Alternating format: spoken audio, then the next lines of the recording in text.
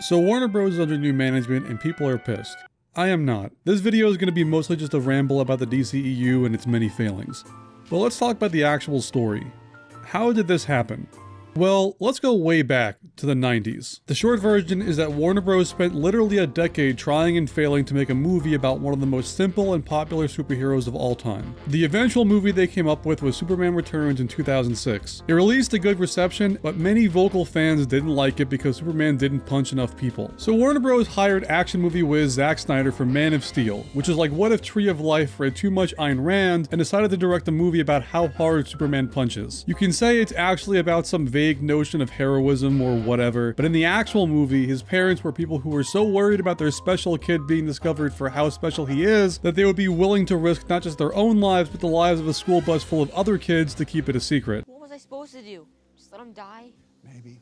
Our Superman is barely characterized beyond he silently helps people and floats around. We don't hear a lot of his actual worldview, values, or really his opinion on much of anything at all beyond him just kind of vaguely confused about what he should be doing with his powers. It's a very bizarre movie where our hero either feels static or like he has no agency in being a hero. Like it's less we are seeing someone become a hero and more like he's succumbing to the mantle of Superman. It's like the superhero version of the Santa Claus, a Lovecraftian horror movie of the 90s where Tim Allen, after causing Santa Claus's death, slowly loses his identity and becomes the new Santa Claus against his will. You put on the suit, you're the big guy. Either way, really think about Man of Steel as a movie and think about how little we know about Clark as a person beyond what you infer based on your knowledge of the comics. How little this version of Clark and Superman is actually characterized. How we don't really know why he does the things he does beyond he's Superman. So much of the appeal of this movie has to be people projecting their ideal Superman onto a blank canvas, which could never really work for me, but I could almost see it working for others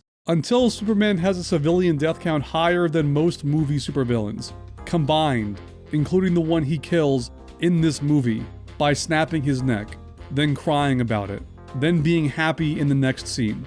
It's actually insane. And it's this movie that is the foundation and tone setter of an entire superhero universe. Naturally, this movie got a mixed reception among critics, and while it made a decent amount of money, it wasn't like all the money. Meanwhile, Marvel is blotting caviar off of their faces with Benjamins after the release of the Avengers, so Warner Bros. Commits to their own Avengers-style movie way sooner than they should have. Snyder's second project becomes not only a direct sequel to Man of Steel, but another darker tone setter for the DCEU, and a way to introduce an older, jaded Batman who kills people in a way that only makes sense to nerds familiar with the comics, and Lex Luthor, and Doomsday, and Wonder Woman, and trailers for other movies, all while being some kind of treatise of superheroes and whether we need them and if they're good for us and should one man have all that power. And it ultimately responds with yes, and anyone who says otherwise is being paid off by the elite. Luthor engineered the desert. It was an ambush for Superman. Not only paid her, threatened her, gave her a script to learn. Her parents are alive back home.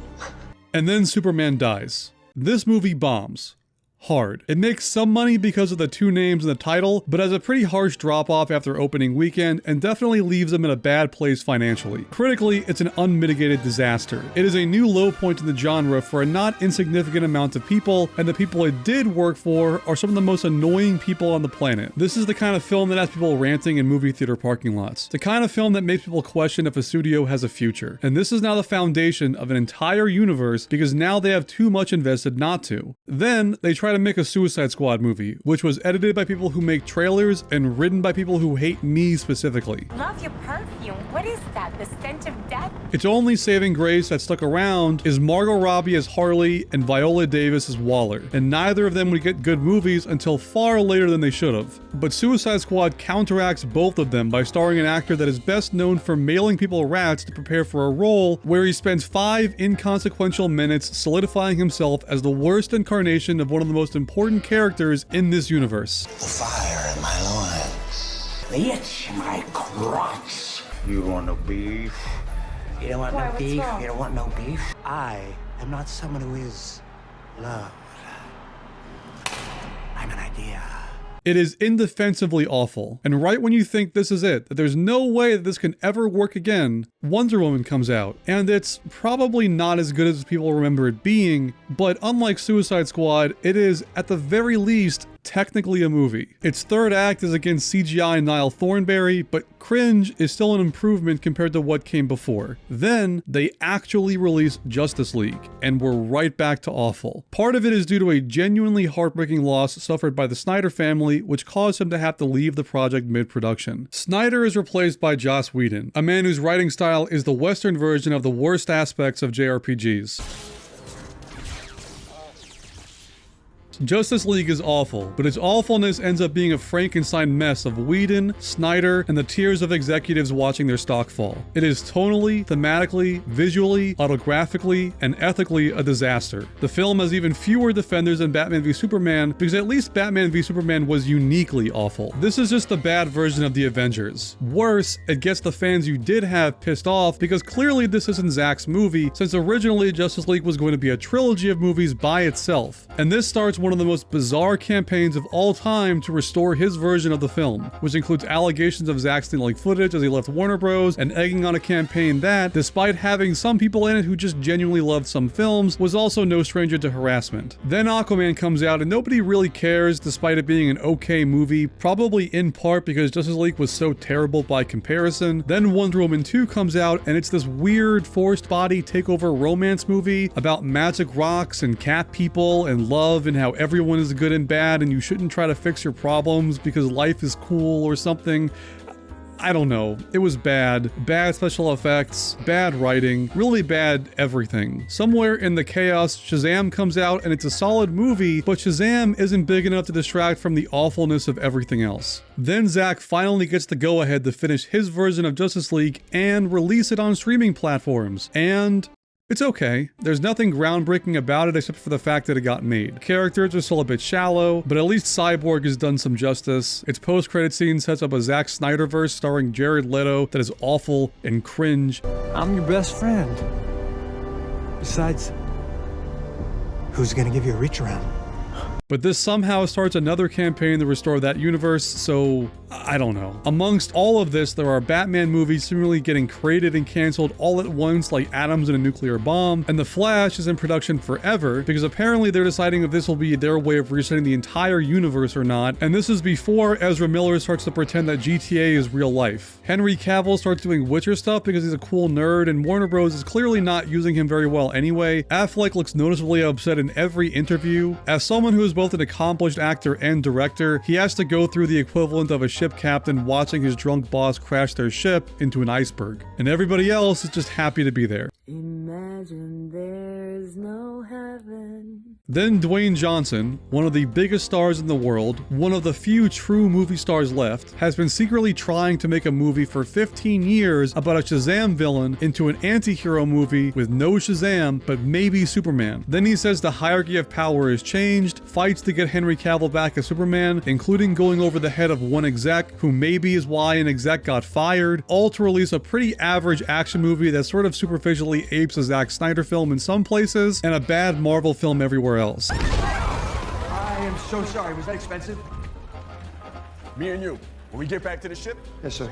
Only for Dwayne to reveal he may have leaked intentionally misleading financials to the press to hide the reality that the film didn't make as much money as initially reported. All of this mess, all of this money being spent, being wasted, all of this talent being wasted, and throughout all of this, throughout every part of the process, there were reshoots, rewrites, troubled productions, other films that started and then got canceled, toxic fan wars, terrible directors, and the result of all of this is a DCEU with 11 films. Less than half of them are good, and I'm including Aquaman on that list, a movie that is the Webster's Dictionary definition of okay. Only 2 of them feature Batman, both of which are team-ups, and both of which were awful, and for how much trouble they had with Superman, he only got 2 awful movies. And the only solo movie he got was his origin. 1. Within a decade. Even if you like Man of Steel, that's still pretty sad. Captain America and Iron Man got 2 or 3 each, all with a decent to great reception, as well as an additional 4 to 5 team-ups, the last of which is as satisfying an ending as you could ask for. Meanwhile, sometime late in this whole cycle, James Gunn gets into a snafu with Disney and also starts doing DC stuff. How related these things are isn't entirely clear, but the point is, he makes a new Suicide Squad and a spin-off of it. And they're the only two DC things made in the last decade where almost no one has anything bad to say about them. The only detractors are people who are more mad about what Gunn being there represents, which is Zack Snyder not being there. Most people who don't love these movies at least don't spend time on Twitter destroying them. And between that film and Birds of Prey, Margot Robbie gets 2 solid outings as Harley. And after Guardians of the Galaxy 3, Gunn is a free agent. And based on his work with your direct and much more successful competition, he is a great filmmaker. He took the Guardians of the Galaxy and took them from an obscure comic to a household name. He's got a good eye for character arcs and characterizing themes through blockbuster action. He seems like someone who cares beyond making money. This guy could be a good director, writer, showrunner, whatever. Which also means he could potentially be good at recognizing that in other people or fostering it at a studio. He's already done good work for you, he clearly likes the universe, and if you make him an executive, he may be the only guy who can steer this ship into a new age.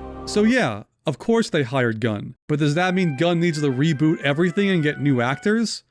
Well, yeah, because currently the DC movies doing the best are completely disconnected from everything to do with the DCEU. Joker, the Batman, to a lesser extent Suicide Squad and Birds of Prey. More importantly, the face of the DCEU catastrophe to the general public was unfortunately not the writers and directors and executives that caused this mess, but the guy that was the first face we saw in this new universe. Henry Cavill. Him, Affleck, Godot, Ezra, Momoa, all of them are the faces of a universe most audiences either hate or don't care about. So of course Gunn is rebooting them. But the connections of Gunn's work with the DCEU are tenuous at best and easily retconnable at worst, plus they are some of the least controversially good movies in the DCEU, so keeping them but rebooting everything else also makes sense. Does it suck for Henry Cavill? Yes, but I don't blame Gunn for that. I blame the executives who threw him a bone and took advantage of Cavill's trust. Way back with the release of Superman Returns, Brandon Routh wasn't considered an awful actor for the role, but they still recast him. They didn't need to. They could have had Brandon in a Snyder movie, but they didn't. Maybe his actor didn't fit the vision, but I think at least part of it was to make absolutely sure that general audiences knew that Snyder's universe was a whole new thing. They're just now doing the same thing with Cavill. Sure, the excuse they're using is that it's a younger Superman and Cavill is older, but to be honest, Cavill still looks pretty young. In my opinion, they're holding back the real reason, which is that Cavill's portrayal of Superman, both on a studio level and audience expectation level, comes with the baggage of awful movies. Baggage that isn't his fault, but nonetheless exists, and it makes sense that Gunn would rather just avoid that baggage in favor of the only currently proven strategy DC has: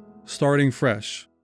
So overall, yeah, I'm excited, and I'm really confused how this is still a thing, how people are still arguing about this in the comment sections or saying fire James Gunn or all that stuff. I believe we've confirmed that there are at least no current plans to have the new Pattinson Batman crossover with Superman in any way, and that their next big plan is going to be a Superman movie, saying that it is their #1 priority to get this right. These are all good things. At the same time, other Warner Bros. Execs are doing some weirdo stuff as well in the name of some streaming platform I continually forget exists. I don't know if this will pay off. I do hope to see Cavill play Superman in some capacity someday, just so he gets the chance at having a decent movie. I hope that DC gets some decent movies in the meantime, but hopefully this video clears up why someone may be fine with Gunn taking over the reins and how we got here. Thanks so much for your time and have a good one.